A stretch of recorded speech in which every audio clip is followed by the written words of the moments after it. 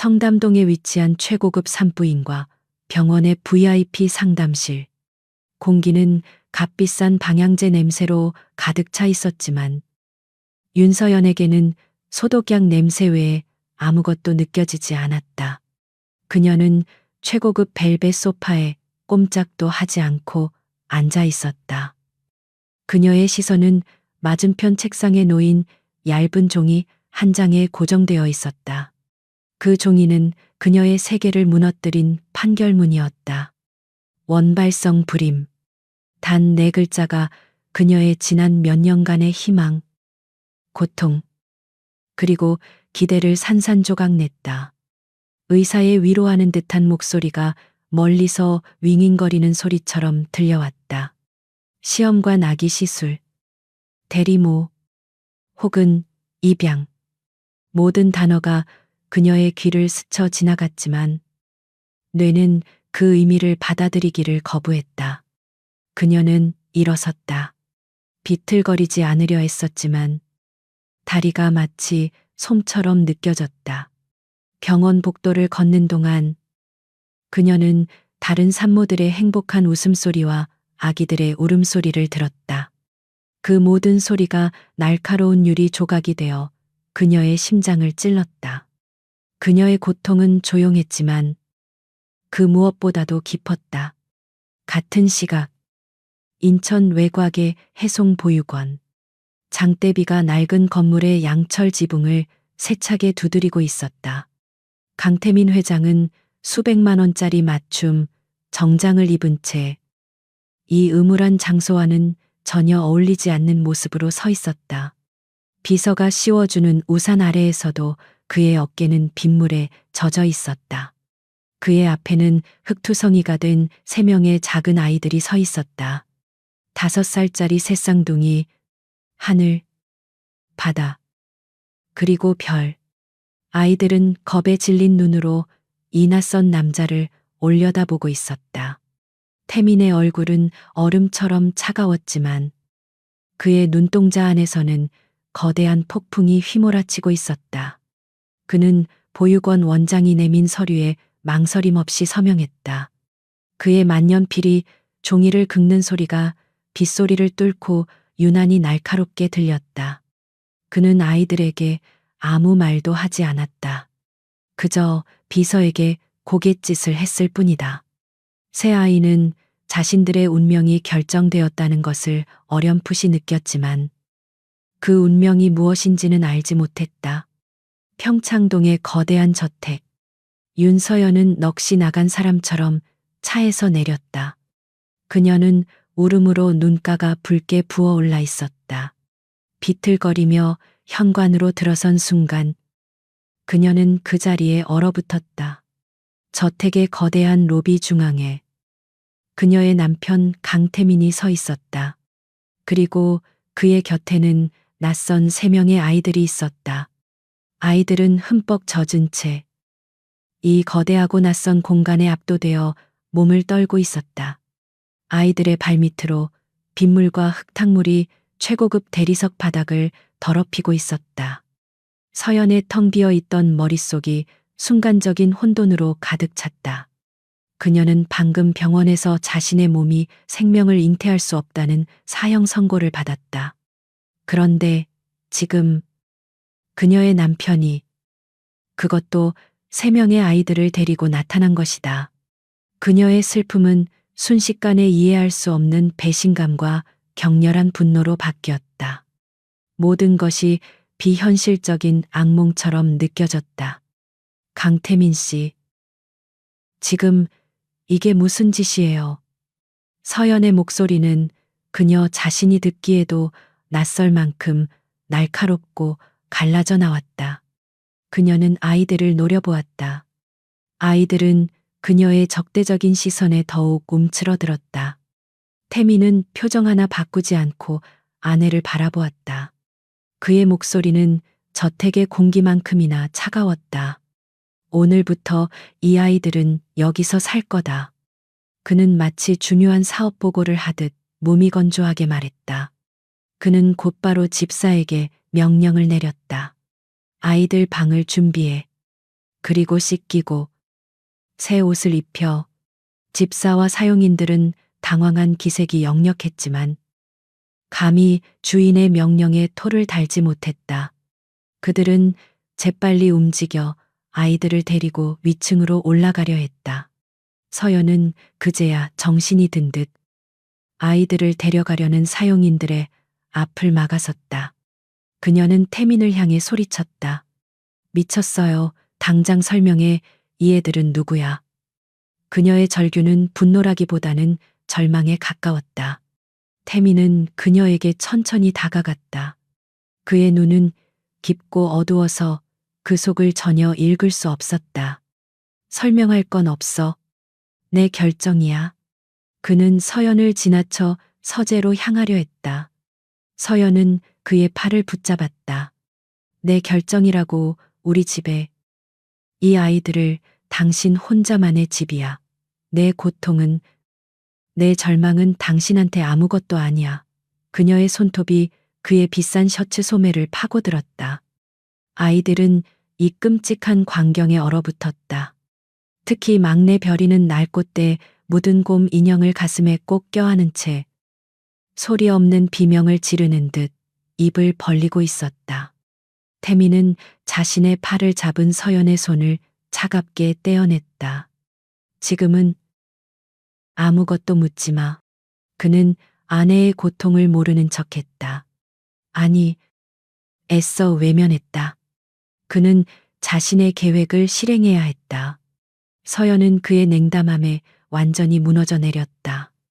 그녀는 남편을 그리고 그가 데려온 이물질 같은 아이들을 번갈아 보며 히스테릭하게 웃기 시작했다.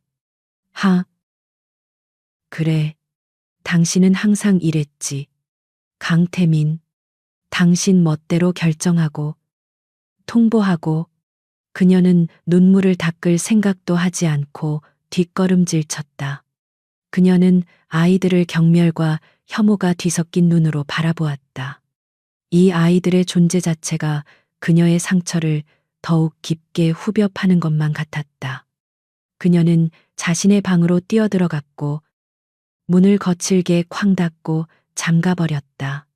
그날 밤 평창동 저택에는 두꺼운 얼음벽이 세워졌다. 태민은 서재에서 밤새도록 나오지 않았다. 그는 창밖의 어둠을 바라보며 오래전 잊었던 복수심과 죄책감을 동시에 곱씹었다. 아이들은 낯선 방에서 서로를 꼭 껴안은 채 잠들었다. 배가 고팠지만 아무도 음식을 달라고 말할 용기를 내지 못했다. 그리고 서연은 거대한 침실에서 홀로 흐느꼈다. 그녀의 울음소리는 저택의 적막함 속으로 스며들었다. 그녀는 남편의 잔인함과 자신의 비참한 운명을 저주했다. 그녀는 불임 판정을 받은 날, 남편이 3명의 아이를 집으로 데려왔다는 이 끔찍한 아이러니를 도저히 감당할 수 없었다. 그녀는 결심했다. 저 아이들을 절대 받아들이지 않겠다고. 저 아이들은 자신의 삶에 끼어든 불청객일 뿐이라고. 그렇게 저택의 첫날 밤이 깊어가고 있었다. 다음 날 아침, 평창동 저택의 공기는 전날 밤보다 더욱 차갑고 무겁게 가라앉아 있었다. 거대한 식당의 긴 테이블 끝에 강태민이 앉아 신문을 읽고 있었고 그 맞은편에는 겁에 질린 새 아이가 나란히 앉아 있었다. 아이들 앞에는 최고급 유기농 재료로 만든 화려한 아침 식사가 차려져 있었지만 아이들은 숟가락조차 들지 못했다. 윤서연의 자리는 비어 있었다. 그녀는 방문을 걸어 잠근 채 나오지 않았다. 사용인들은 숨을 죽인 채 움직였다. 그들은 이 기묘한 동거를 감히 입에 올리지는 못했지만 그들의 속삭임과 눈빛은 이미 저택 전체에 퍼져나가고 있었다. 회장님이 아이들을 셋이나 데려왔대. 사모님은 불임이시라던데. 대체 네 집 자식들이기에. 그 모든 속삭임이 서연에게는 들리지 않았지만 그녀는 피부로 느낄 수 있었다. 동정과 조롱이 뒤섞인 그 시선들을. 지옥 같은 날들이 시작되었다. 서연은 아이들을 유령처럼 취급했다. 그녀는 아이들이 있는 공간에서는 숨조차 제대로 쉬지 않는 듯 했다. 아이들의 웃음소리, 울음소리, 심지어 발소리조차 그녀의 신경을 날카롭게 긁어댔다. 그녀에게 그 아이들은 자신의 실패를, 자신의 결함을 끊임없이 상기시키는 살아있는 증거물에 불과했다. 그녀는 값비싼 드레스를 입고 갤러리를 가거나 의미 없는 자선 파티에 참석하며 일부러 늦은 밤에 귀가했다. 집이라는 공간은 더 이상 그녀에게 안식처가 아니었다. 그곳은 그녀의 상처를 들쑤시는 고문실이 되어버렸다. 태미는 여느 때와 다름없이 바빴다. 그는 새벽같이 나갔다가 아이들이 잠든 후에야 돌아왔다. 그는 마치 이 모든 갈등을 의도적으로 회피하는 듯 보였다. 시간이 흐르면서 아이들의 상처가 서서히 그 모습을 드러내기 시작했다. 보육원에서의 생존 본능이 이 거대한 저택에서도 이어지고 있었다. 마디인 하늘이는 식사 시간이면 아무도 보지 않을 때 빵이나 과일을 몰래 주머니에 숨겼다. 그리고 밤이면 베개 밑에 그것들을 숨겨두었다. 다시는 굶주리지 않겠다는, 언제 또다시 버려질지 모른다는 불안감의 발로였다. 둘째, 바다는 관심을 끌기 위해 끊임없이 문제를 일으켰다. 처음에는 작은 실수였지만 아무도 자신을 꾸짖지 않자 태미는 무관심했고 서연은 경멸했다. 바다의 행동은 점점 더 과격해졌다. 그는 값비싼 도자기를 깨뜨리기도 하고 서연이 아끼는 정원의 꽃을 마구 짓밟기도 했다. 그는 차라리 매를 맞는 한이 있더라도 누군가 자신을 봐주기를 바랐다. 하지만 그에게 돌아오는 것은 사용인들의 당황한 수군거림과 서연의 얼음장 같은 침묵뿐이었다. 막내 별이는 가장 심각했다. 아이는 저택에 온 첫날부터 지금까지 단 한마디도 하지 않았다.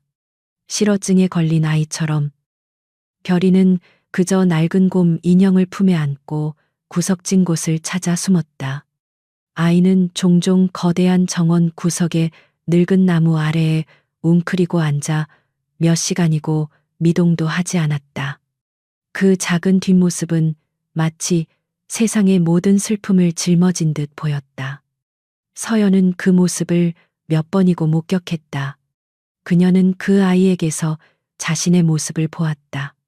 절망적이고 외롭고 세상으로부터 버려진 모습. 하지만 그녀는 그 감정을 인정하고 싶지 않았다. 그녀는 고개를 돌려버렸다.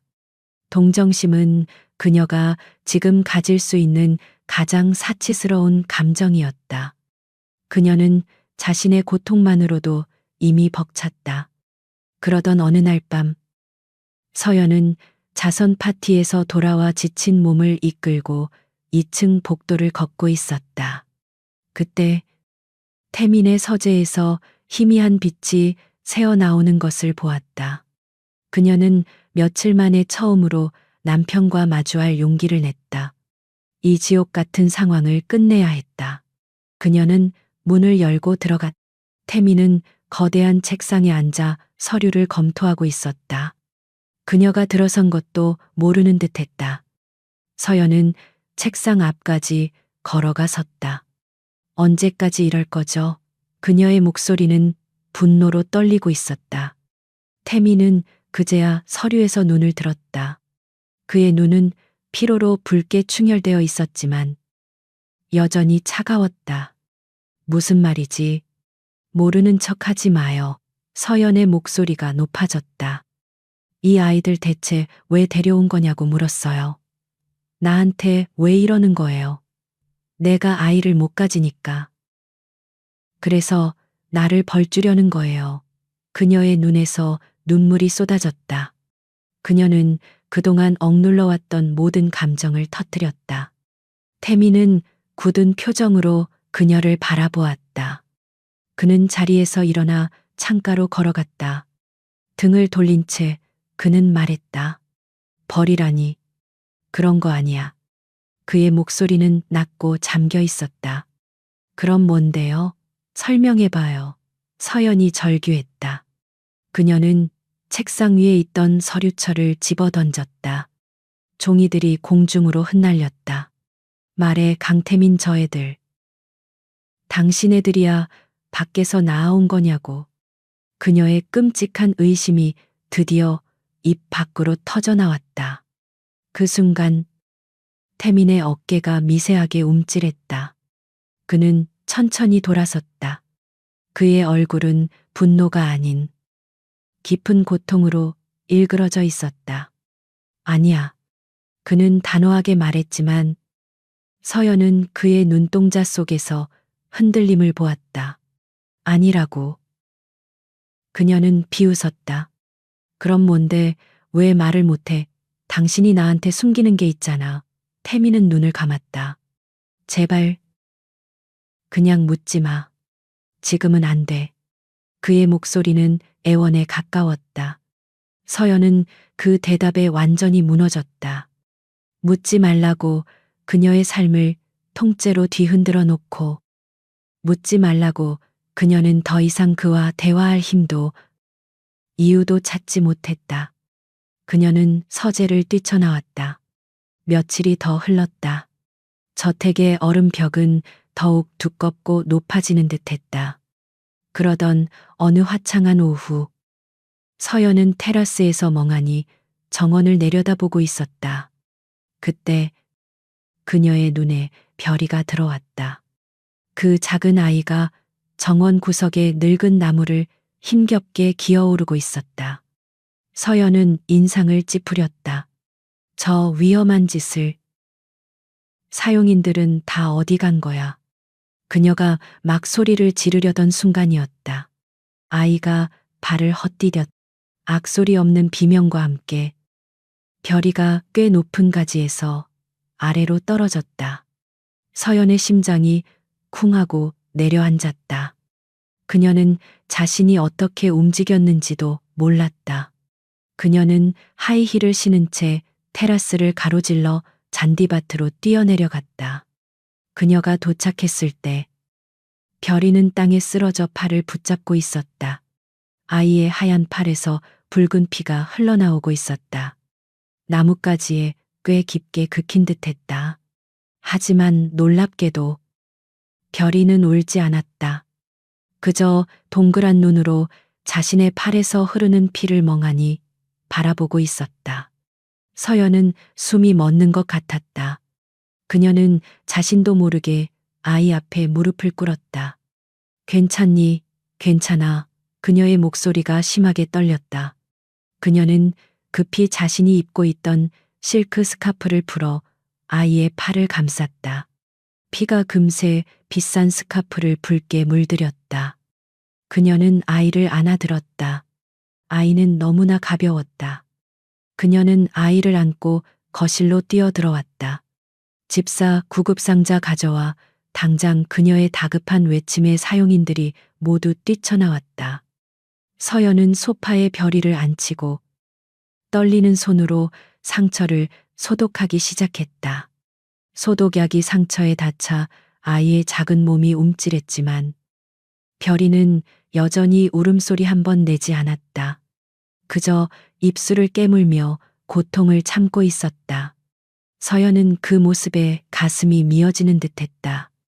이 어린아이가 얼마나 많은 고통을 참아왔기에 이 정도의 상처에도 울지 않는 걸까. 그녀는 조심스럽게 상처에 붕대를 감았다. 다 됐어. 그녀가 말했을 때 별이는 빤히 그녀를 올려다보았다.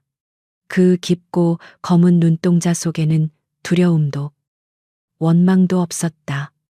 그저 순수한 시선이었다. 얼음장 같던 서연의 마음에 아주 작지만 분명한 균열이 생기는 순간이었다. 늦은 밤 평창동 저택의 서재는 숨막히는 침묵에 잠겨 있었다. 강태민은 거대한 마호가니 책상에 앉아 있었지만 그의 앞에는 결제, 서류 대신 낡고 빛바랜 사진 한 장이 놓여 있었다. 사진 속에는 낡은 보육원 원복을 입은 두 아이가 어색하게 웃고 있었다. 10살 남짓의 지금의 냉혹한 모습과는 전혀 다른 겁에 질린 듯한 눈의 작은 소년. 그리고 그 소년의 어깨를 굳건히 감싸 안은 채 가난 속에서도 당당함을 잃지 않는 미소를 짓고 있는 3살 위의 소녀. 태민. 아니, 그 시절의 박지훈은 그 사진을 가만히 내려다보았다. 그의 손가락이 소녀의 웃는 얼굴, 지수 누나의 모습을 천천히 쓸었다. 조금 전 서재를 뛰쳐나가며 절규하던 아내 서연의 목소리가 귓가에 맴돌았다. 당신 애들이야. 그는 그 질문에 대답할 수 없었다. 이 비밀은 너무나도 피로 물들어 있었기 때문이다. 기억의 홍수가 그를 덮쳤다. 25년 전. 해송보육원. 그의 이름은 강태민이 아닌 박지훈이었다. 부모의 얼굴조차 기억나지 않는 그저 버려진 아이. 약하고 내성적인 지훈은 늘 배고팠고 늘 추웠으며 늘 다른 아이들의 표적이었다. 얇은 담요 한 장으로 겨울밤의 한기를 견뎌야 했고 멀건 국에 뜬 밥알 몇 개로 허기를 채워야 했다. 힘센 아이들에게 식판을 빼앗기고 구석에서 몰래 우는 것이 그의 일상이었다. 그 지옥 같던 나날 속에서 유일한 빛은 지수였다. 지수 역시 부모에게 버림받았지만 그녀는 지훈과 달랐다. 그녀는 작고 말랐지만 누구보다 강인했다. 그녀는 지훈의 밥을 빼앗는 아이들에게 달려들어 악착같이 싸웠고 자신의 유일한 재산인 반쯤 찢어진 동화책을 읽어주며 지훈을 달랬다. 그녀는 지훈의 젖은 머리를 거친 손으로 닦아주며 말했다. 울지 마. 지훈아, 누나가 있잖아. 누나가 널 지켜줄게. 그들의 유대는 그들만의 의식이 되었다. 보름달이 뜨는 밤이면 둘은 몰래 차가운 마룻바닥을 기어 나와 보육원 마당에 늙은 느티나무 아래 앉곤 했다. 어느 겨울밤 지우는 추위와 배고픔에 지쳐 울음을 터뜨렸다. 누나, 우린 언제 여기서 나가? 우린 영원히 여기 있어야 해. 지수는 그런 지훈의 눈물을 닦아주고는 저 하늘의 밝은 달을 가리켰다. 저 달 보이지 약속해. 지훈아, 우리는 꼭 여기서 나갈 거야. 아주 따뜻하고 배부르고 아무도 우릴 때리지 않는 그런 집에서 살 거야. 우리가 서로의 가족이 되어주는 거야. 꼭 약속해. 작은 손가락을 걸고 한 그 맹세는 지훈의 유일한 희망이자 삶의 이유가 되었다. 그 약속은 그의 영혼 깊숙이 새겨졌다. 그 약속이 깨진 것은 지훈이 11살 되던 해였다. 어느 날 번쩍이는 검은색 세단 한 대가 보육원 앞에 멈춰섰다. 현재 강 회장으로 불리는 차갑고 계산적인 남자가 차에서 내렸다. 그는 아들을 원한 것이 아니었다. 복잡한 상속 분쟁 속에서 자신의 지분을 지키고 경쟁자들을 견제하며 꼭두각시처럼 조종할 수 있는 후계자라는 도구가 필요했다. 그는 수많은 아이들 중에서 영리하고 고집세 보이지만 그 누구와도 연결고리가 없는 지훈을 점찍었다. 입양 절차는 신속하게 진행되었다. 지훈은 강태민이라는 새 이름을 얻었다. 그가 보육원을 떠나던 날, 지수는 차 뒤를 미친 듯이 따라오며 울부짖었다. 지훈아, 가지마. 약속했잖아. 박지훈. 그는 차창에 매달려 울었지만 차는 무정하게 멀어졌다. 그것이 그가 본 지수의 마지막 모습이었다. 강태민으로서의 삶은 금박을 입힌 감옥이었다. 그는 최고급 옷을 입고 최고급 음식을 먹었으며 최고의 교육을 받았다. 하지만 그곳에 가족은 없었다. 양아버지는 그를 투자로 대했고 양어머니는 그의 천한 출신을 경멸했다. 그는 살아남기 위해 박지훈을 죽여야 했다. 그는 감정을 숨기고 약점을 감추며 그들보다 더 냉혹하고 잔인해지는 법을 배웠다. 그는 보육원의 기억과 지수 누나에 대한 그리움을 가슴 깊은 곳에 봉인했다. 그는 복수심을 원동력 삼아 공부하고 일했다. 그는 양아버지가 자신을 입양한 것을 후회하게 만들고 싶었고, 동시에 그들 모두를 자신의 발 아래 두고 싶었다. 그는 결국 성공했다. 무서운 속도로 그룹을 장악했고, 최연소 냉혈한 총수라는 별명을 얻었다. 권력의 정점에 선 태민은 봉인했던 기억을 풀었다. 그는 지수를 찾기 시작했다. 그가 가진 모든 정보력과 재력을 동원했다. 하지만 지수의 흔적은 어디에도 없었다. 그 사이 그는 정략 결혼으로 윤서연을 아내로 맞았다. 비슷한 상처를 가진 재벌가의 딸. 그는 그녀에게서 자신과 닮은 공허함을 보았고 최소한의 존중과 예의를 지켰다. 어쩌면 차가운 애정이었을지도 모른다. 하지만 그의 심장은 여전히 25년 전 그 밤의 맹세에 묶여 있었다. 그리고 마침내 6개월 전 그는 지수를 찾았다는 연락을 받았다. 그의 심장이 멎는 듯했다. 그가 찾아간 곳은 집이 아니었다. 서울 변두리에 햇빛조차 들지 않는 축축하고 곰팡내 나는 반지하 단칸방이었다. 문을 열었을 때 코를 찌르는 약 냄새와 죽음의 냄새가 진동했다. 방 한 구석, 얇은 이불 위에 지수가 누워 있었다.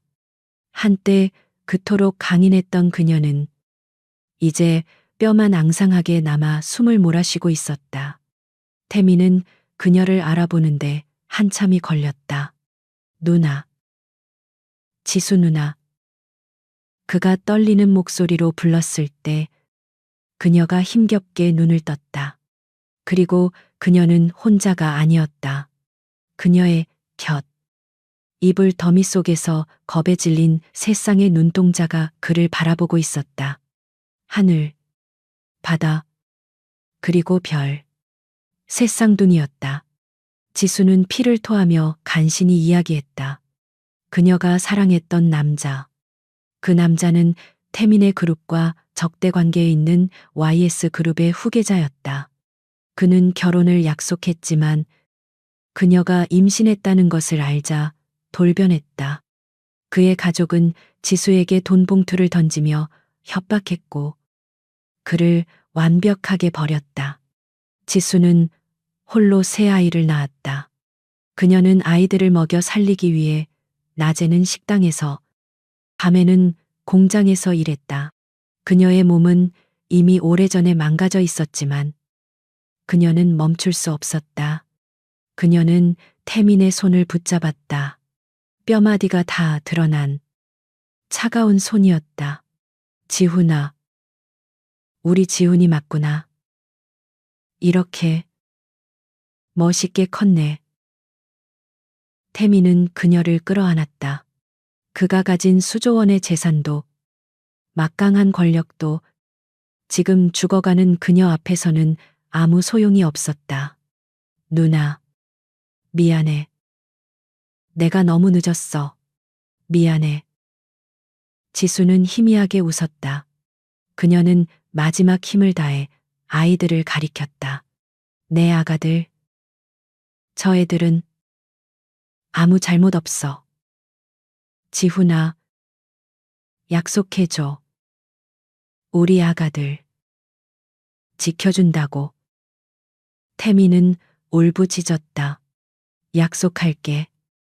누나, 내가 꼭 지킬게. 그리고 당신을 이렇게 만든 놈들. 내가 반드시 대가를 치르게 할게. 지수는 그 말을 듣고서야 편안한 표정으로 눈을 감았다. 태미는 자신의 옛 이름을 부르며 죽어간 그녀를 안고 밤새도록 울었다. 서재의 태민이 눈을 감았다. 사진 속 지수의 미소가 그의 가슴을 찢었다. 그가 새아이를 데려온 이유. 그것은 단순한 동정이나 연민이 아니었다. 그것은 핏빛 맹세였고 지독한 복수의 서막이었으며 25년 전 달빛 아래서 맺은 약속에 대한 속죄였다. 그는 서연에게 이 사실을 말할 수 없었다. YS 그룹을 향한 그의 복수 계획은 이미 시작되었다. 이 위험한 소용돌이에 서연을 끌어들일 수는 없었다. 그녀의 불임이라는 고통이 자신의 피 묻은 복수극과 잔인하게 얽혀버렸다는 사실을 그는 차마 아내에게 고백할 수 없었다. 그는 그저 이 모든 짐을 혼자 짊어지고 가기로 결심했다. 별이가 팔을 다친 그날 이후 평창동 저택을 감싸고 있던 얼음 벽에는 아주 미세하지만 분명한 균열이 생기기 시작했다. 윤서연은 여전히 아이들을 향해 따뜻한 미소를 짓거나 다정한 말을 건네지 않았다. 하지만 그녀는 더 이상 아이들을 투명인간 취급하지 않았다. 그녀는 이제 아이들을 보았다. 그녀의 경멸과 혐오가 가득했던 시선은 자신도 모르는 사이 복잡 미묘한 관찰의 시선으로 변해가고 있었다. 그녀는 테라스에서 책을 읽는 척하며 정원에서 놀고 있는 아이들을 훔쳐보곤 했다. 마디인 하늘이는 언제나 동생들을 먼저 챙겼다. 간식이 나오면 가장 작은 조각을 집고 동생들이 다 먹을 때까지 기다렸다. 둘째, 바다는 여전히 산만했지만 그 소란스러움 속에는 필사적인 관심의 갈구가 담겨 있었다. 그리고 별이, 그 작은 아이는 여전히 말을 하지 않았지만 이제는 더 이상 구석에 숨지 않았다. 아이는 가끔 서연이 앉아 있는 테라스에서 멀지 않은 곳에 쭈그리고 앉아 붕대가 감긴 자신의 팔을 만지작거리곤 했다. 서연은 그런 별이의 모습에 몇 번이나 무언가 말을 걸고 싶은 충동을 느꼈지만 번번이 그 마음을 억눌렀다. 그녀는 대신 아무도 보지 않을 때 아이들이 다니는 복도 끝 테이블에 최고급 초콜릿 쿠키 상자를 잊은 척 올려두었다. 물론 그 쿠키는 다음 날이면 감쪽같이 사라져 있었다. 아이들은 여전히 그녀를 두려워했지만 그 두려움 속에는 작은 호기심이 싹트고 있었다. 저택의 공기는 여전히 차가웠지만 적어도 서로를 향한 날카로운 칼날은 조금 무뎌진 상태였다. 강태민은 아내의 이런 미묘한 변화를 눈치챘지만 아는 척하지 않았다. 그는 그저 묵묵히 자신의 일을 처리하며 YS 그룹을 향한 복수의 칼날을 갈고 닦을 뿐이었다. 그는 서연이 스스로 마음의 문을 열기를 기다리고 있었다. 그 위태로운 평화는 어느 늦가을 오후 예고 없이 깨졌다. 검은색 마이바흐 세단 한 대가 요란한 소리 없이 저택 현관 앞에 멈춰섰다. 강태민의 어머니이자 강그룹의 실질적인 상황. 신유희 여사였다. 그녀는 사전 연락도 없이 불쑥 찾아오곤 했다.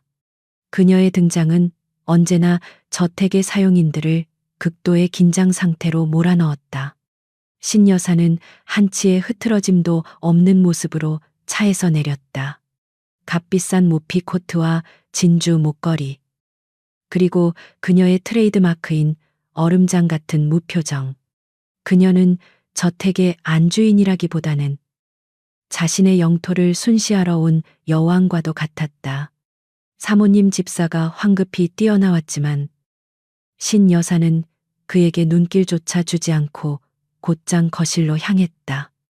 마침 갤러리에 갈 준비를 하던 서연은 1층에서 들려오는 냉기 어린 목소리에 그 자리에 얼어붙었다.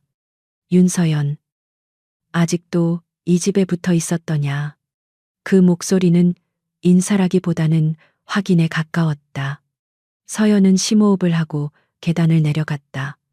그녀는 언제나처럼 우아하고 완벽한 며느리의 가면을 쓰려 했었다. 어머님, 오셨어요. 연락이라도 주시지. 신 여사는 소파에 앉는 대신 거실 중앙에 서서 조각상처럼 서연을 훑어보았다. 그녀의 눈빛은 마치 값비싼 가축의 등급이라도 매기는 듯했다. 연락 내 아들 집에 내가 오는데 내 허락이라도 받아야 한다는 거냐? 서연은 입술을 깨물었다. 그런 뜻이.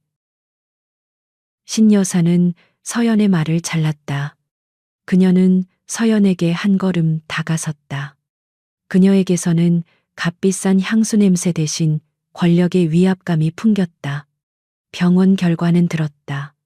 그 한마디에 서연의 얼굴이 하얗게 질렸다. 참으로 쓸모가 없더구나. 신 여사는 속삭이지 않았다.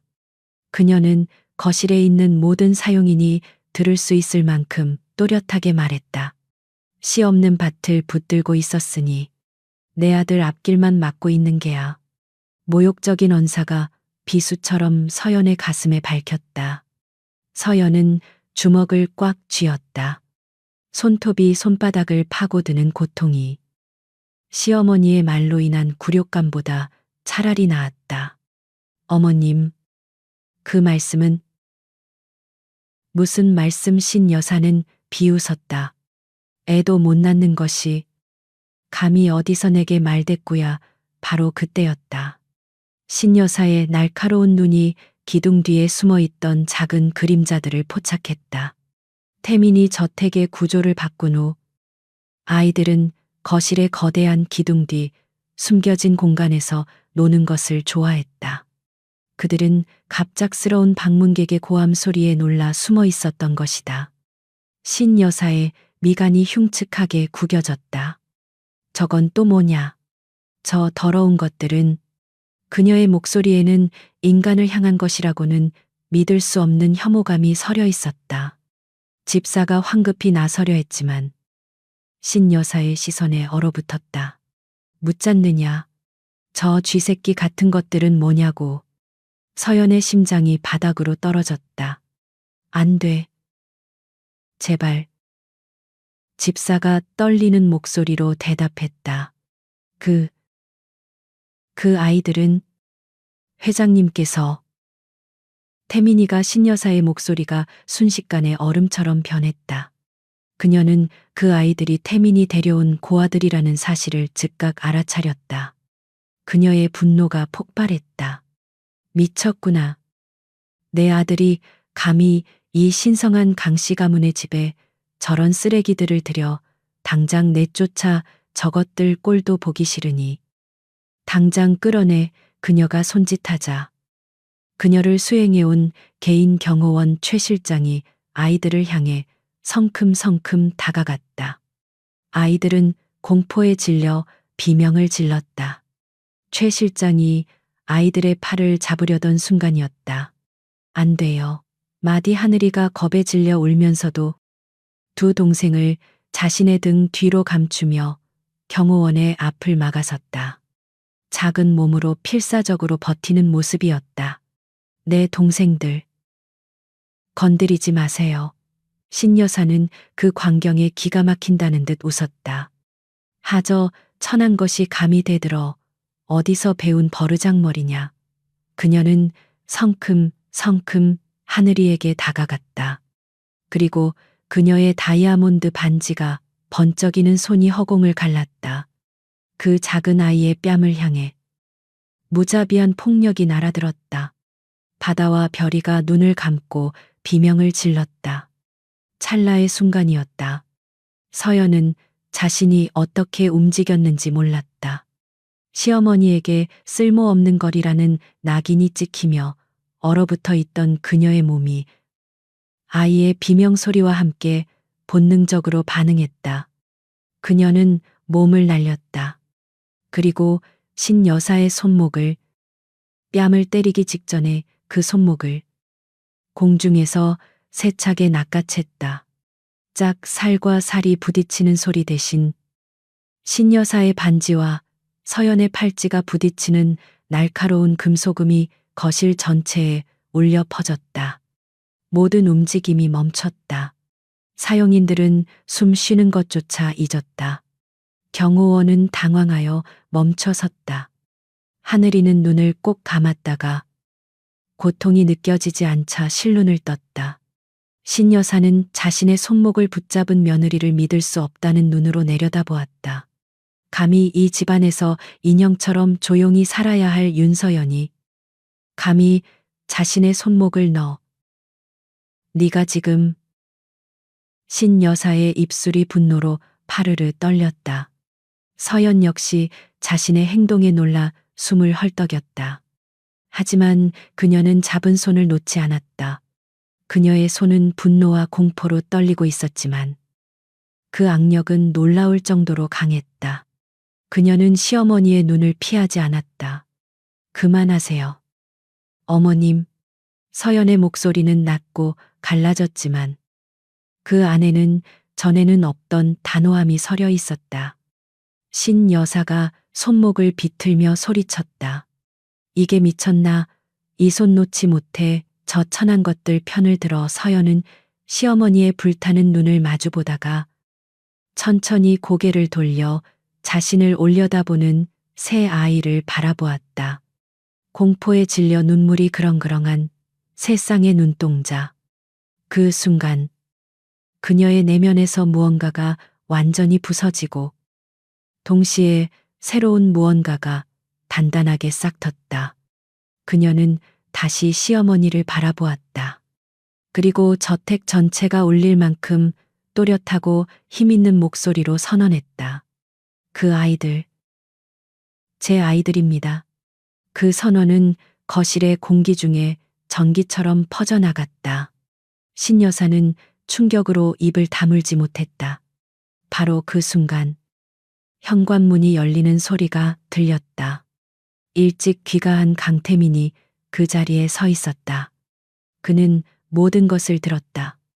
자신의 어머니로부터 아이들을 보호하며 제 아이들이라고 선언하는 아내의 모습을, 그의 얼음 같던 얼굴이 난생 처음으로 경이로움과 충격으로 완전히 무너져 내렸다.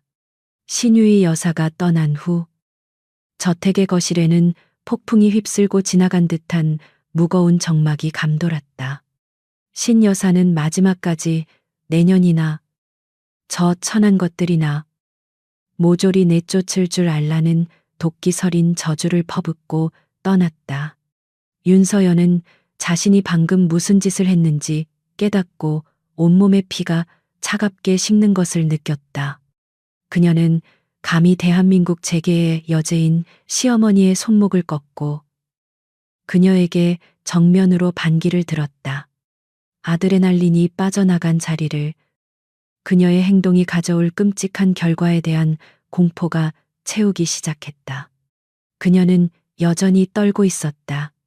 아이들은 아직도 그녀의 등 뒤 값비싼 드레스 자락을 작은 손으로 움켜쥔 채 숨어 있었다. 강태민은 현관에 선 채 이 모든 광경을 묵묵히 지켜보고 있었다. 그는 어머니가 떠난 후에도 한동안 움직이지 않았다. 서연은 차라리 그가 자신에게 소리를 지르거나 당장 짐을 싸서 나가라고 하길 바랐다. 그 침묵이 그녀를 더욱 질식하게 만들었다. 마침내 태민이 그녀에게로 천천히 걸어왔다. 그의 얼굴은 여전히 읽을 수 없었지만 그늘져 있던 눈빛에 미세한 파동이 일렁이고 있었다. 그는 사용인들에게 손짓해 아이들을 데리고 올라가게 했다. 아이들이 겁에 질린 채 2층으로 사라지고 거실에 단둘이 남게 되자 서연은 방어적으로 입을 열었다. 당신 어머니가 아이를 때리려고 했어요. 그녀는 자신을 변호하고 있었다. 하지만 태미는 그녀의 말을 가로막지 않았다. 그는 그녀의 앞에 섰다. 그리고 그가 내뱉은 말은 서연이 예상했던 그 어떤 질책과도 거리가 멀었다. 고마워. 아주 낮고 조금은 잠긴 목소리. 단 한마디였다. 서연은 고개를 들었다. 그녀는 혼란스러운 눈으로 남편을 바라보았다. 고맙다고 그녀가 그의 어머니에게 대들었는데 이 한마디는 그 어떤 분노의 폭발보다도 서연을 더욱 깊은 혼돈 속으로 밀어넣었다. 그와 그녀 사이에 말로는 설명할 수 없는 아주 깨지기 쉬운 종류의 암묵적인 동맹이 형성되었다. 그는 그녀가 아이들을 보호했다는 것을 알았고 그녀는 그가 그것을 보았다는 것을 알았다.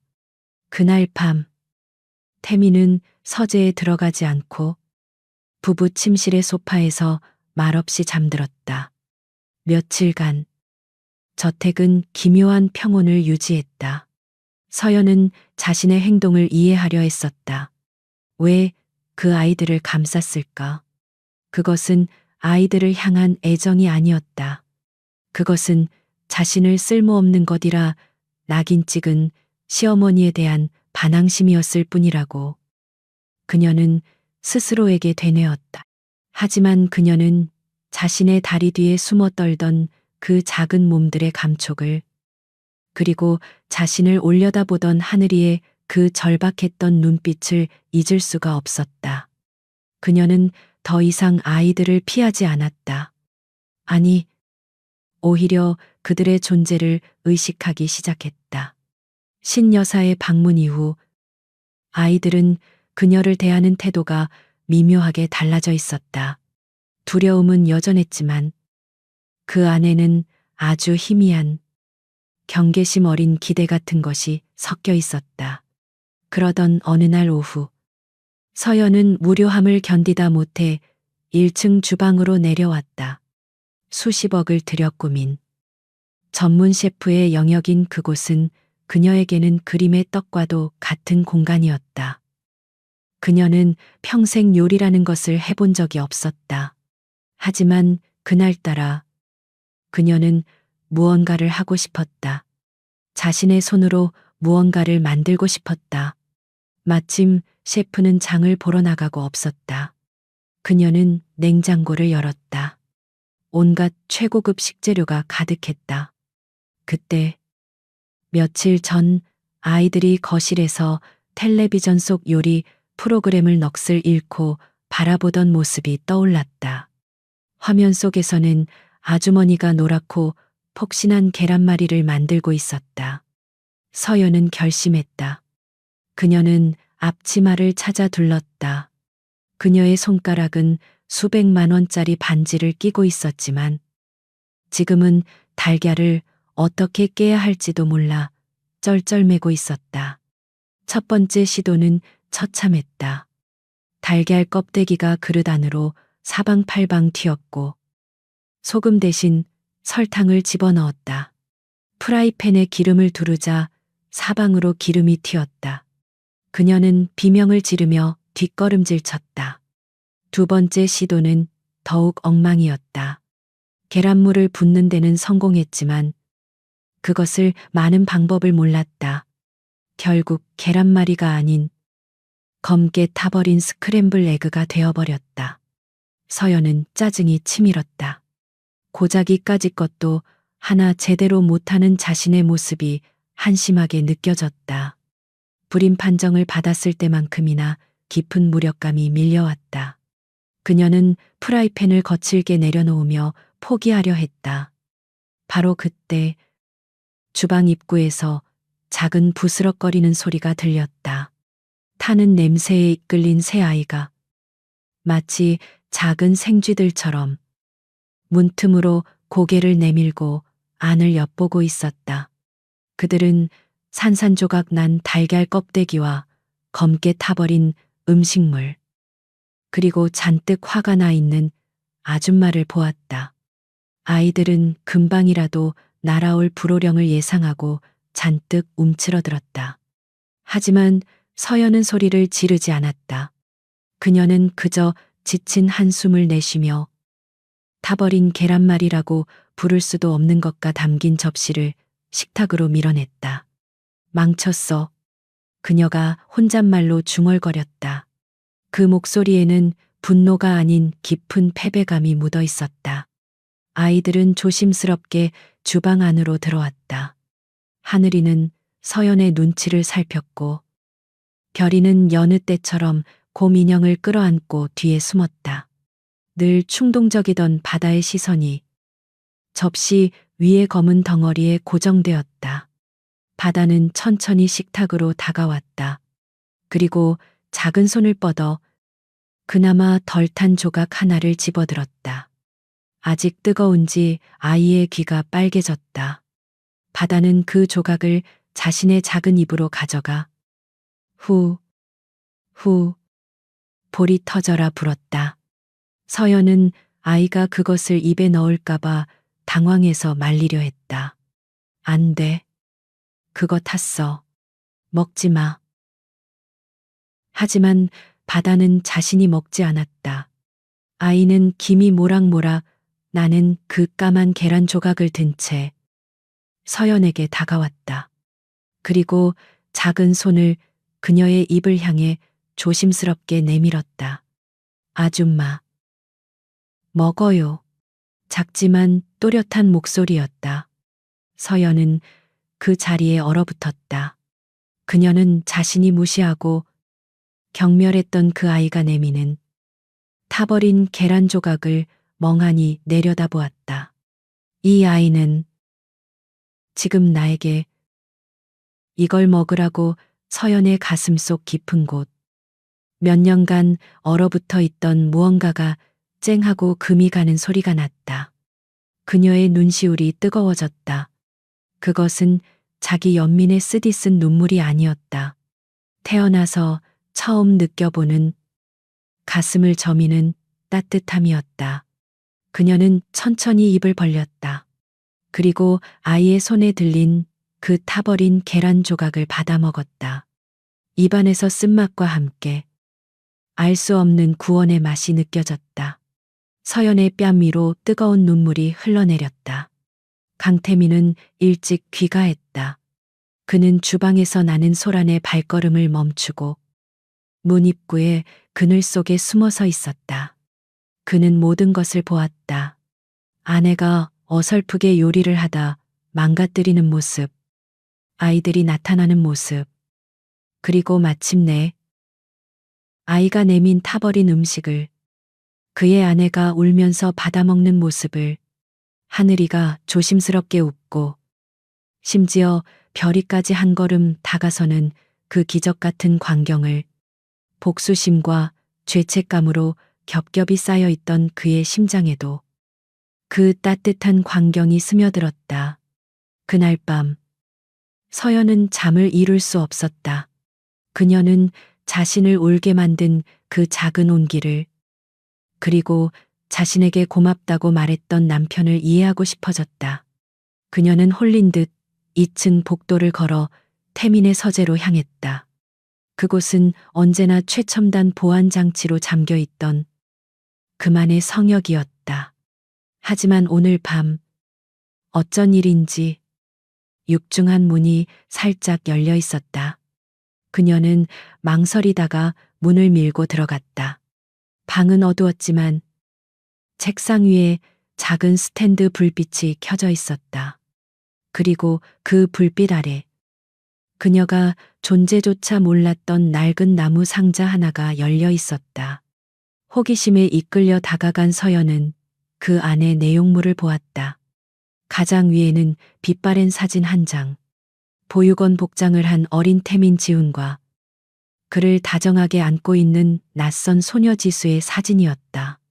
그리고 그 아래 지수의 이름이 적힌 병원 진단서, 뭉치, 영양실조, 그리고 말기암. 서연의 심장이 차갑게 내려앉았다. 그녀는 떨리는 손으로 마지막 서류철을 집어들었다. 그 표지는 냉혹하고 분명했다. YS그룹 자산 청산 및 적대 인수 계획. 피가 얼어붙는 것 같았다. 그녀는 서류를 넘겼다. 지수가 YS그룹 후계자에게 어떻게 버림받았는지, 그리고 태민이 그들을 파멸시키기 위해 얼마나 치밀하고 냉혹한 복수를 계획했는지 모든 조각이 맞춰졌다. 아이들은 자신을 위한 것이 아니었다. 그들은 다른 여자를 위한 것이었다. 그들은 복수를 위한 도구였다. 오후에 느꼈던 그 따뜻한 온기는 순식간에 사라지고 그 자리를 지독하고 잔인한 만년설 같은 배신감이 채웠다. 서연은 태민의 서재 한가운데 마치 얼어붙은 조각상처럼 서 있었다. 그녀의 손에 들린 서류철이 미세하게 파르르 떨리고 있었다. YS그룹 자산 청산 계획. 그녀가 방금 느꼈던 그 타버린 계란말이에서 피어오르던 희미한 온기는 이제 싸늘한 재가 되어 그녀의 심장 바닥으로 가라앉았다. 그것은 치유가 아니었다. 그것은 정교하게 설계된 기만이었고, 그녀는 그 복수극의 가장 완벽한 무대 장치에 불과했다. 불임이라는 그녀의 고통, 아이들을 향한 그녀의 미약한 감정 변화, 그 모든 것이 강태민이라는 남자의 거대한 복수 계획 아래 철저히 이용당하고 있었다. 그녀의 고통은 그에게 아무것도 아니었다. 그녀는 그저 다른 여자의 아이들을 위한 방패막이, 그의 복수를 위한 위장막이었을 뿐이다. 그때 육중한 서재 문이 열리는 소리와 함께 강태민이 들어섰다. 그는 열려있는 비밀 상자와 아내의 손에 들린 서류철, 그리고 그녀의 얼굴에 떠오른 지독한 절망을 순식간에 파악했다. 그의 심장이 쿵하고 내려앉았다. 서연 씨. 그가 조심스럽게 입을 열었지만 서연은 그를 향해 천천히 고개를 들었다. 그녀의 눈은 더 이상 슬픔으로 젖어 있지 않았다. 그곳에는 모든 것이 타버린 잿더미 같은 공허함과 뼈를 애는 듯한 차가운 분노만이 남아 있었다. 당신이었군요. 그녀의 목소리는 유리 조각이 긁히는 것처럼 날카롭고 메마르게 울렸다. 서연은 들고 있던 서류철을 그의 발치에, 아니, 그의 얼굴을 향해 집어 던졌다. 수십 장의 종이들이, 한 그룹을 파멸시키기 위한 냉혹한 계획들이 공중으로 흩날리며 비처럼 쏟아져 내렸다. 당신이었어 날 이 지옥으로 밀어넣은 게. 그녀의 절규가 서재를 울렸다. 당신, 나를 속였어. 처음부터 끝까지. 이 아이들, 나를 위한 게 아니었잖아. 죽은 그 여자를 위한 거였잖아. 당신의 그 지긋지긋한 복수를 위한 도구였잖아. 그녀는 숨을 헐떡이며 그에게 다가갔다. 그녀의 주먹이 그의 단단한 가슴을 무의미하게 내리쳤다. 어떻게 나한테 이럴 수 있어? 내가 아이를 못 가져서. 그래서 날 이렇게 이용해도 된다고 생각했어. 태민은 그녀의 두 손목을 붙잡았다. 그는 아내의 이성을 잃은 고통을 정면으로 마주했다. 서연 씨, 진정해. 내 말 들어. 그는 필사적으로 설명하려 했다. 그래. 복수. 맞아. 하지만 그게 전부는 아니야. 지수 누나는 내 유일한 가족이었어. 그들은 내 누나를 죽였어. 짐승처럼 버리고, 짓밟고, 죽였다고. 그의 목소리에도 억눌린 분노가 터져나왔다. 그 아이들은 내 누나의 목숨이야. 내가 지켜야 할 유일한 이유였어. 그는 그녀가 이해해 주기를 바랐다. 하지만 그의 변명은 서연의 상처에 소금을 뿌린 격이 되었다. 가족. 서연이 히스테릭하게 웃었다. 당신 가족, 그럼 나는 뭔데? 당신 아내인 나는 뭔데? 불임 판정받고 지옥 속을 헤매던 나는 당신한테 그냥 장식품이었어. 당신의 그 위대한 복수를 가려줄 편리한 병풍이었냐고. 그녀는 그의 소나귀에서 손목을 비틀어 빼냈다. 당신은 내 고통을 알면서도 보란 듯이 그 여자의 아이들을 내 눈앞에 데려왔어. 매일, 매시간. 내가 얼마나 쓸모없고 비참한 여자인지 깨닫게 하려고 내가 아이들을 받아들이기 시작하니까. 내가 그 애들한테 마음을 여니까. 그게 그렇게 우스웠어. 그녀의 눈에서 다시 눈물이 쏟아졌다. 이것은 불임의 고통과는 비교할 수 없는 인간 존재 자체를 부정당하는 고통이었다. 아니야, 서연 씨 태민이 소리쳤. 당신을 이용하려던 게 아니었어. 당신을 이 위험한 일에 끌어들이고 싶지 않았을 뿐이야. YS 그룹이 어떤 놈들인지 당신은 몰라. 당신을 지키고 싶었어. 지켜. 서연은 기가 막힌다는 듯 그를 바라보았다. 이게 날 지키는 방식이야. 나를 속이고 내 마음을 짓밟고 나를 바보로 만드는 게 차라리 솔직하게 말했다면 차라리 내가 당신 편이 되어줄 수 있을 거라고는 단 한 번도 생각 안 해봤어. 그녀의 질문에 태미는 대답할 수 없었다. 그는 언제나 혼자였다. 그는 누구도 믿지 않았고 자신의 계획에 그 누구도 끌어들이지 않았다. 그것이 그의 생존 방식이었다. 그 침묵이 서연에게는 가장 잔인한 긍정이었다. 그녀는 절망의 끝에서 마지막 남은 이성의 끈을 놓아버렸다.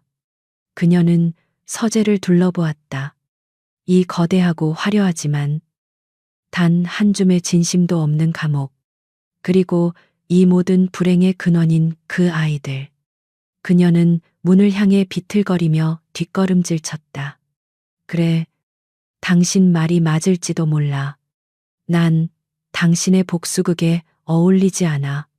난 그냥 아이도 못 낳는 쓸모없는 여자일 뿐이니까. 그녀는 울부짖었다. 그리고 그 순간 그녀는 평생 후회하게 될 잔인한 말을 내뱉고 말았다. 차라리 저 아이들이 내 눈앞에 나타나지 않았더라면 좋았을 텐데. 내가 저 아이들을 보지 않았더라면 저 아이들이 그냥 없어져 버렸으면 좋겠어. 그 폭언이 서재의 문틈을 비집고 나가 복도에 울려 퍼졌다. 그리고 그 소리는 어른들의 격렬한 싸움 소리에 겁을 먹고 2층 계단참에 숨어있던 새 아이의 귀에 정확히 밝혔다. 하늘, 바다, 그리고 별. 아이들은 숨을 죽인 채 거대한 기둥 뒤에 웅크리고 있었다. 그들은 모든 것을 들었다. 죽은 그 여자, 복수, 도구, 그리고 마지막 결정타. 없어져 버렸으면 좋겠어. 아이들의 세상이 무너져 내렸다. 보육원에서 그토록 두려워했던 순간 그들은 역시나 짐이었다. 그들은 또다시 버려질 운명이었다. 자신들 때문에 겨우 마음을 열기 시작한 아줌마가 울고 있었다. 자신들 때문에 아저씨와 아줌마가 싸우고 있었다. 모든 게 자기들 탓이었다. 하늘이의 눈에서 눈물이 흘렀다. 하지만 그는 소리내어 울지 않았다. 그는 마디였다. 그는 동생들을 돌아보았다. 바다는 공포에 질려 온몸을 떨고 있었고 별이는 낡은 곰인형의 눈을 손으로 가린 채 자신도 눈을 꼭 감고 있었다. 그 순간 서연이 서재에서 뛰쳐나왔다. 그녀는 아이들이 그곳에 숨어 있는지 알지 못했다. 그녀는 눈물로 범벅이 된 얼굴을 한 채 현관을 향해 달려갔다. 서연 씨 멈춰 박은 폭풍우야 태민이 그녀를 뒤쫓아 나왔다. 하지만 서연은 듣지 않았다. 그녀는 코트를 움켜쥐고 현관문을 열어젖혔다. 밖에서는 마치 세상이 끝날 것처럼 비바람이 몰아치고 있었다. 윤서연 위험해 당장 돌아와 태민의 외침에도 불구하고 서연은 빗속으로 뛰어들어 차고로 향했다. 몇 초 후 엔진 시동 소리와 함께 헤드라이트 불빛이 번쩍였고 서연이 운전하는 차가 미끄러지듯 저택의 정문을 빠져나갔다. 태민은 절망적으로 소리쳤다. 빌어먹을 그는 당장이라도 아내를 뒤쫓아가야 했다. 그는 집사에게 아이들 잘 봐라고 고함칠 생각조차 하지 못했다. 그의 머릿속은 온통 폭풍우 속으로 사라진 아내에 대한 걱정뿐이었다. 그 역시 자신의 차키를 집어들고 아내를 뒤쫓아 빗속으로 뛰어들었다. 육중한 현관문이 닫히고 저택은 순식간에 고요해졌다. 폭풍우 소리만이 그들의 싸움의 여운처럼 남아있었다. 계단참의 어둠 속에서 하늘이가 천천히 일어섰다. 그의 작은 얼굴은 나이에 맞지 않는 비장함으로 굳어 있었다. 그는 결심했다. 가자. 그가 동생들에게 속삭였다. 바다가 눈을 크게 뜨고 그를 바라보았다. 어디를? 가야 해. 우리 때문에. 엄마가 떠났어. 아이들에게 서연은 이미 엄마였다. 우리가 없으면 엄마가 돌아올 거야. 아빠랑 안 싸울 거야. 하늘이는 동생들의 손을 잡고 2층의 그들의 방으로 향했다. 그들은 아무것도 챙기지 않았다. 하늘이는 침대 밑에 숨겨두었던 비상식량인 딱딱한 빵 조각 몇 개를 자신의 낡은 가방에 쑤셔 넣었다. 별이는 고민형을 품에 안았다. 그들은 보육원에서 입고 왔던 낡은 비옷을 꺼내 입었다. 사용인들은 모두 1층 주방에 모여 방금 일어난 엄청난 스캔들에 대해 수군거리느라 2층의 작은 그림자들을 눈치채지 못했다. 세 아이는 서로의 손을 꼭 잡고 자신들이 들어왔던 뒷문을 통해 거대한 저택을 빠져나왔다. 별이가 떨어졌던 그 늙은 나무가 바람에 울부짖고 있었다. 아이들은 그 나무를 지나 정원의 작은 쪽문을 통해 칠흑 같은 어둠 속으로 미친 듯이 몰아치는 폭풍우 속으로 걸어 들어갔다. 몇 분 후 아내를 찾지 못하고 초조하게 저택으로 돌아온 태민은 불길한 침묵을 느꼈다. 하늘아 바다야, 별아, 그는 집안을 미친 듯이 뒤지기 시작했다. 그는 아이들의 방으로 뛰어 올라갔다. 방은 텅 비어 있었다. 침대는 깔끔하게 정돈되어 있었고 아이들이 늘 입던 실내복만 가지런히 개켜져 있었다. 그리고 보육원에서 가져온 낡은 비옷 3벌이 사라져 있었다. 태민의 피가 얼어붙었다. 그는 창밖의 폭풍우를 바라보았다. 안 돼. 안 돼. 그는 아내의 이름을 그리고 아이들의 이름을 절망적으로 불렀다. 하지만 저택에는 빗소리 외에 아무런 대답도 없었다. 안 돼. 강태민의 목소리는 텅 빈 아이들의 방에서 공허하게 울렸다. 깔끔하게 정돈된 침대, 가지런히 개켜진 실내복, 그리고 현관 옆 수납장에 있어야 할 보육원에서 가져온 낡은 비옷 3벌이 감쪽같이 사라져 있었다. 그의 피가 차갑게 식었다. 이성적인 강 회장은 사라지고 25년 전 지수를 잃었던 박지훈의 공포가 그의 온몸을 지배했다. 그는 계단을 2칸씩 뛰어내려오며 집사를 향해 짐승처럼 고함을 질렀다. 아이들, 아이들, 어딨어, 당장 찾아. 모든 경호원 동원해, 당장. 저택의 보안 통제실. 태민은 덜덜 떨리는 손으로 CCTV 영상을 돌려보았다. 그의 눈이 모니터에 고정되었다. 10분 전, 3개의 작은 비옷 그림자가 정원 쪽 문을 통해 미친 듯이 몰아치는 폭풍우 속으로 아슬아슬하게 사라지는 것이 보였다. 아이들은 서로의 손을 꼭 잡고 있었다. 태민의 머릿속에서 서연이 절규하던 말이 메아리쳤다. 없어져 버렸으면 좋겠어. 그 잔인한 말을 아이들이 들었던 것이다. 빌어먹을 그는 자신의 관자놀이를 주먹으로 내리쳤다. 다 나 때문이야. 다 내 잘못이야. 그는 경호원들이 차를 준비할 시간조차 기다리지 못했다. 그는 저택의 현관문을 박차고 칠흑 같은 어둠과 폭풍우 속으로 직접 뛰어들었다. 회장님 위험합니다. 비서의 외침이 빗소리에 묻혔다. 비가 그의 머리 위로 수백만 원짜리 수트 위로 무자비하게 쏟아져 내렸다. 하지만 그는 아무것도 느낄 수 없었다. 오직 심장이 터질 듯한 공포와 죄책감뿐이었다. 어디로 이 넓은 서울에서 이 끔찍한 밤에 5살배기 아이들이 대체 어디로 갈 수 있단 말인가? 같은 시각 윤서연은 한남대교 중간쯤에 차를 세운 채 멍하니 강물을 바라보고 있었다.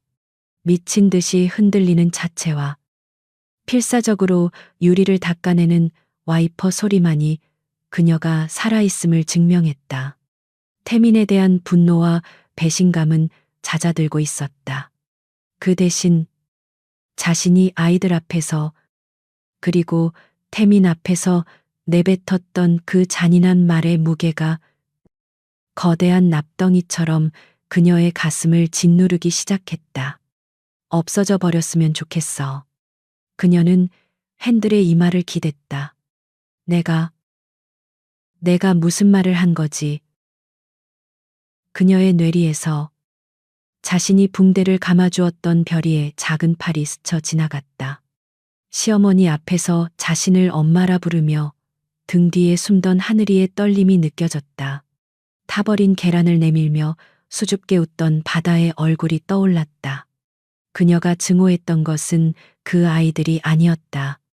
그녀는 아이를 가질 수 없는 자신의 운명을 그리고 그 사실을 이용한 듯한 남편을 증오했던 것이다. 그런데 그녀는 그 모든 증오의 화살을 세상에서 가장 약하고 상처받기 쉬운 그 작은 존재들에게 돌려버렸다. 그녀는 괴물이었다. 안 돼. 돌아가야 해. 그녀는 미친 듯이 핸들을 돌렸다. 그녀는 아이들에게 적어도 사과는 해야 했다. 강태민은 비에 젖은 생쥐꼴로 거리를 헤매고 있었다. 경호원들의 차가 그를 뒤따랐지만 그는 멈추지 않았다. 머릿속이 하얗게 비어버린 것 같았다. 그때 뇌리에 번개처럼 스치는 장소가 있었다. 해송 보유권. 아니, 보유권은 이미 철거되었을 터. 그렇다면 보유권 근처. 그가 지수와 함께 수없이 도망쳐 나와 울곤 했던 그 낡고 버려진 느티나무 공원. 그곳의 낡은 미끄럼틀.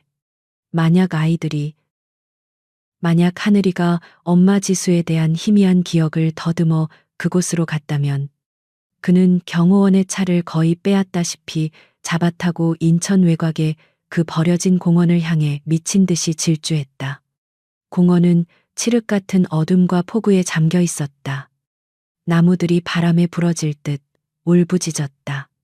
그는 차에서 뛰어내려 빗속을 헤치며 절규했다. 하늘아 바다야 별아 대답은 없었다. 절망감이 그의 목을 조르던 순간 그의 눈이 공원 구석의 낡은 칠 벗겨진 미끄럼틀을 포착했다. 그리고 그 아래 흙탕물 속에 서로를 부둥켜 안고 비바람을 피하고 있는 세 개의 작은 덩어리. 그의 심장이 잠시 멈췄다. 그는 다리가 풀려 넘어질 뻔한 것을 간신히 버티며 그곳을 향해 비틀거리며 달려갔다. 아이들이었다. 하늘, 바다, 별. 세 아이는 흙탕물 속에서 서로를 꼭 끌어안은 채 추위와 공포로 파랗게 질려 사시나무처럼 떨고 있었다. 하늘이는 동생들을 감싸 안고 있었지만 자신도 울고 있었다. 태미는 그들 앞에 무릎을 꿇었다. 그는 새 아이를 한꺼번에 자신의 품으로 끌어안았다. 그리고 그 순간 평생 자신을 지탱해온 얼음의 성벽이 무너져 내렸다. 강태민 회장이 단 한 번도 울어본 적 없던 그 냉혈한이 어린아이처럼 목 놓아 울부짖기 시작했다. 그는 지수를 잃었을 때도 강 회장의 후계자로 학대받을 때도 이렇게 울지 못했다. 그는 공포와 죄책감 그리고 안도감에 휩싸여 아이들의 이름을 불렀다. 미안하다. 얘들아. 아빠가 다 미안하다. 아이들은 자신들을 끌어안고 오열하는 태민의 모습에 너무 놀라 울음조차 멈췄다. 그들은 아빠가 우는 모습을 본 적이 없었다. 그들은 자신들의 추위와 공포도 잊었다. 마디 하늘이가 그리고 바다가 얼어붙은 작은 손을 들어 태민의 뺨을 타고 흐르는 뜨거운 눈물을 닦아주려 애썼다. 아빠, 울지 마요. 아빠, 울지 마. 우리가 잘못했어요. 미안해요. 바로 그 순간 뒤늦게 공원 입구에 도착한 서연이 차에서 내렸다. 그녀는 칠흑 같은 어둠 속에서 폭우 속에서 흙탕물에 무릎을 꿇고 새 아이를 부둥켜 안은 채 서럽게 울고 있는 남편의 모습을 그리고 그를 달래는 아이들의 모습을 보았다. 그녀가 그토록 원망했던 남편의 무너진 뒷모습. 그녀가 그토록 없어져 버렸으면 좋겠다고 저주했던 그 아이들. 그들이 지금 이 세상에서 가장 비참하고도 절박한 모습으로 서로를 껴안고 있었다. 서연은 그 자리에 얼어붙었다. 그녀의 심장이 산산조각 나는 소리가 났다. 윤서연은 폭우가 쏟아지는 공원 입구에 망연자실한 채 서 있었다. 빗물이 그녀의 값비싼 실크 블라우스를 흠뻑 적셔 몸에 달라붙게 만들었지만 그녀는 추위를 전혀 느끼지 못했다. 그녀의 눈에 보이는 것은 오직 흙탕물 속에 무릎을 꿇은 채 새 아이를 부둥켜 안고 아이처럼 오열하는 그녀의 남편 강태민의 모습뿐이었다. 그토록 냉정하고 한 번도 무너진 적 없던 그 남자가 지금 자신의 모든 방어막을 해제한 채 울고 있었다. 그리고 그를 달래는 작은 손길들. 아빠, 울지 마요. 그 광경은 너무나도 비현실적이면서도 가슴을 찢는 듯한 현실이었다. 그녀가 내뱉은 잔인한 말들이 이 모든 비극을 만들었다. 그녀는 그들에게 다가갈 수도 그렇다고 돌아설 수도 없는 지옥의 경계에 서 있었다. 그때였다. 태민의 품에 안겨 있던 새 아이 중 가장 작았던 단 한 번도 목소리를 낸 적 없었던 별이가 아빠의 어깨 너머로 어둠 속에 서 있는 서연을 발견했다. 아이의 동그란 눈이 커졌다. 아이는 울고 있는 아빠의 품에서 조심스럽게 빠져나왔다. 별아. 어디가 태민이 놀라 아이를 잡으려 했지만 별이는 이미 빗속을 향해 서연을 향해 아장아장 걸어가고 있었다. 아이는 흙탕물이 튀는 것도 아랑곳하지 않고 비틀거리면서도 필사적으로 그녀에게 다가갔다. 그리고 마침내 넋이 나간 채 서 있는 서연의 앞에 멈춰섰다. 서연은 자신을 올려다보는 그 작은 아이와 시선을 마주쳤다. 별이는 차갑게 식은 서연의 손을 잡으려 했지만 손이 닿지 않자 대신 그녀의 젖은 코트 자락을 작은 두 손으로 꼭 움켜쥐었다. 서연은 숨을 쉴 수 없었다. 그녀는 이 작은 아이에게 무슨 말을 해야 할지 몰랐다. 미안하다는 말로는 이 상처를 되돌릴 수 없었다. 그녀가 입술을 달싹이던 바로 그 순간 기적이 일어났다. 결이가 그녀를 올려다보며 그동안 굳게 닫혀 있던 작은 입술을 열었다. 그리고 아주 작지만 빗소리를 뚫고 서연의 심장에 정확히 밝히는 목소리로 말했다. 마. 서연의 심장이 멎는 것 같았다. 아이는 말을 이었. 엄마. 가지마. 그 작은 손이 그녀의 코트 자락을 더욱 세게 움켜쥐었다. 우리 버리지 마. 그 한마디, 엄마라는 그 첫마디는 서연의 내면에 남아있던 마지막 방어선. 그녀가 불임이라는 낙인 아래 스스로를 가두었던 그 견고한 성벽을 남김없이 무너뜨렸다. 그것은 단순한 호칭이 아니었다. 그것은 용서였고 구원이었으며 그녀가 그토록 갈망했던 존재의 이유였다. 서연은 더 이상 버티지 못하고 흙탕물 바닥에 그대로 무릎을 꿇었다. 그녀는 결의를, 자신의 기적을 미친 듯이 끌어안았다. 아가, 미안해. 내가 미안해. 그녀의 입에서 울음과 함께 사과가 터져 나왔다.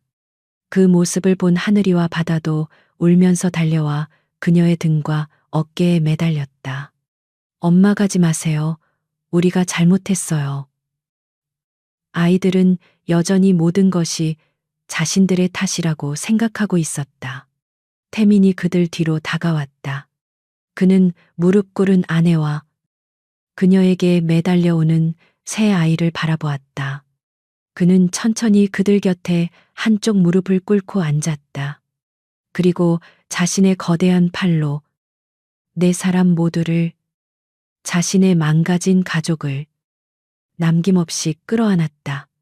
5사람은 쏟아지는 폭우 속에서 차가운 흙탕물 위에서 하나의 거대한 슬픔 덩어리처럼 엉켜 울었다. 한참의 시간이 흐른 후 태민이 먼저 입을 열었다. 그의 목소리는 빗물과 눈물로 완전히 잠겨 있었다. 서연 씨, 내가 잘못했어. 당신을 속였어. 당신 고통을 이용했어. 처음부터 다 말했어야 했어. YS 그룹이고 복수고 다 필요 없어. 당신을 잃고 싶지 않아. 제발 용서해줘. 그의 고백에 서연은 고개를 들었다. 그녀는 남편의 눈물 젖은 얼굴을 바라보았다. 그리고 아이들을 더욱 세게 끌어안았다. 아니에요. 그녀가 떨리는 목소리로 속삭였다. 내가 더 잘못했어요. 난 괴물 같은 말을 내뱉었어. 이 아이들한테, 당신한테. 나를 용서하지 마요. 그녀는 별이의 젖은 뺨에 입을 맞췄다. 집에 가요. 그녀가 말했. 다 젖었어. 아이들. 감기 걸리겠어. 우리 집으로 가요. 우리 집이라는 그 말에 태미는 다시 한번 무너지는 심장을 붙잡았다. 그는 고개를 끄덕였다. 그것은 그 어떤 화려한 언어보다도 완벽한 화해의 약속이었다. 6개월 후 평창동 저택. 한겨울의 햇살이 거실에 거대한 통유리 창을 통해 쏟아져 들어오고 있었다. 한때 얼음장처럼 차갑고 적막했던 그 공간은 이제 아이들의 떠들썩한 웃음소리와 장난감 굴러가는 소리로 가득 차 있었다. 거실 바닥에는 값비싼 페르시아 카펫 대신 알록달록한 놀이매트가 깔려 있었다. 하늘이는 더 이상 음식을 숨기지 않았다. 아이는 이제 자신의 간식을 동생들에게 나눠준 뒤 당당하게 서연에게 다가가 엄마, 저 배고파요. 빵 더 주세요. 라고 말할 줄 알게 되었다. 바다는 여전히 산만했지만 더 이상 물건을 부수지 않았다. 아이는 자신의 넘치는 에너지를 태민과 함께하는 주말 축구 시합에 쏟아부었고, 자신이 그린 삐뚤빼뚤한 그림을 서연의 침실문에 자랑스럽게 붙여놓았다. 가장 큰 변화는 별이었다. 6개월 전, 폭우 속에서 엄마라는 첫마디를 뗀 아이는 이제 저택에서 가장 수다스러운 아이가 되었다. 아이는 자신이 키우는 작은 강아지에게 종알종알 이야기하고, 하늘이 오빠와 싸우고, 태민의 무릎에 앉아 그날 있었던 일을 조목조목 보고했다. 신유희 여사는 여전히 이 근본 없는 상황을 못마땅해 했지만 그녀의 방문은 꽤 잦아졌다. 그녀는 올 때마다 천박하게 뛰어다닌다고 혀를 차면서도 별이의 손에 몰래 최고급 초콜릿을 쥐어주곤 했다. 그녀의 얼음장 같던 마음도 자신을 할머니라고 부르며 두려움 없이 안기는 아이들의 순수함 앞에 속수무책으로 녹아내리고 있었다. 어느 날 오후, 강태민은 자신의 서재에 있었다. 하지만 그는 더 이상 복수 계획서를 검토하지 않았다. 그의 앞에는 YS그룹에 대한 모든 자료가 담긴 외장하드 드라이브가 놓여 있었다. 그는 망설임 없이 그것을 집어들어 책상, 서랍 깊숙한 곳에 넣어 잠가버렸다. 복수는 중요하지 않았다. 그는 지수 누나의 마지막 소원, 내 아가들 지켜줘라는 그 말을 지켰다. YS그룹을 파멸시키는 것이 아니라 그 아이들에게 세상에서 가장 따뜻하고 안전한 가족을 만들어줌으로써 그는 자신의 약속을 완벽하게 이행했다. 그는 책상 위에 놓인 두 장의 사진을 바라보았다. 하나는 지수와 함께 찍은 낡은 흑백 사진, 다른 하나는 며칠 전 공원에서 찍은 서연과 새 아이와 그가 함께 웃고 있는 컬러 사진이었다. 그는 마침내 과거의 빚에서 벗어나 현재의 행복을 찾았다. 같은 시각, 서연은 아이들 방의 따뜻한 러그 위에 앉아 있었다. 그녀는 이제 제법 능숙하게 별이에게 동화책을 읽어주고 있었다. 그래서 공주님은 별아, 듣고 있어. 별이는 고개를 끄덕이며 그녀의 품에 더 깊이 파고들었다. 책 읽기가 끝나고 아이들이 낮잠에 빠져들자 서연은 조용히 자신의 침실로 돌아왔다. 그녀는 서랍을 열어 아주 오래된 종이 한 장을 꺼냈다. 원발성 불임. 한때 그녀의 세계를 무너뜨렸던 그 냉혹한 판결문. 그녀는 그것을 가만히 내려다보았다. 더 이상 아프지 않았다. 그것은 이제 그저 과거의 사실을 기록한 종이 한 장에 불과했다. 그녀는 그 종이를 책상 위에 펼쳤다. 그리고 그 위로 며칠 전 새 아이가 함께 그려 그녀에게 선물한 첫 번째 그림을 조심스럽게 올려놓았다. 삐뚤빼뚤한 선으로 그려진 5명의 사람. 그리고 우리 가족 사랑해요라고 쓰인 서툰 글씨. 햇살이 그 그림을 환하게 비추고 있었다. 그녀가 그토록 찾아 헤매던 기적은 병원의 검사지나 유전자의 결합에 있지 않았다. 기적은 상처받은 영혼들이 서로를 발견하고 용서하고 치유하며 마침내 가족이 되는 것. 바로 그것이었다.